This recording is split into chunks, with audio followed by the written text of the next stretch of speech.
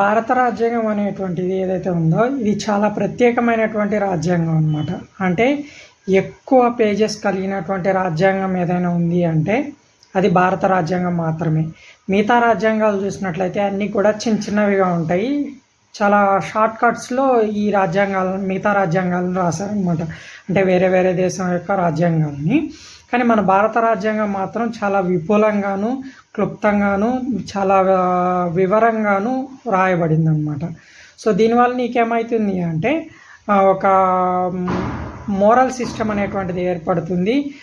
ప్రతి ఒక్క పౌరునికి కూడా పొలిటికల్ లీడర్స్ని కానీ ఏదైనా తప్పు చేస్తే ప్రశ్నించడానికి ఎక్కువ అవకాశాలు ఏర్పడతాయనే విధంగా ఈ రాజ్యాంగాన్ని రూపొందించారనమాట. అయినప్పుడు ఎవరైతే ఈ ప్రభుత్వాలని లేకపోతే ఏదైనా సమాజంలో తప్పు జరిగినా వాటిని ప్రశ్నించే వాళ్ళు ఉంటారో వాళ్ళు మెయిన్గా గుర్తుపెట్టుకోవాల్సినటువంటి అంశం ఏంటంటే భారత రాజ్యాంగంలో కేవలం ఫండమెంటల్ రైట్స్ మాత్రమే కాదు, ఫండమెంటల్ డ్యూటీస్ కూడా ఇచ్చారనమాట.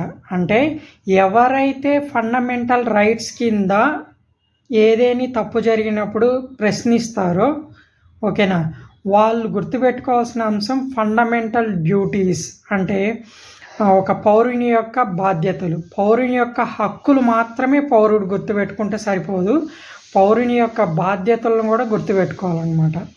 పౌరుని యొక్క బాధ్యతలు గుర్తుపెట్టుకొని బాధ్యతాయుతంగా ఎవరైతే సమాజంలో నడుచుకుంటారో వాళ్ళు మాత్రమే పౌర హక్కులను పొందేటువంటి అవకాశం ఉంటుంది. చాలామంది పౌర హక్కులను మాత్రమే అడుగుతున్నారు తప్ప వాళ్ళ యొక్క బాధ్యతలను విస్మరిస్తున్నారు.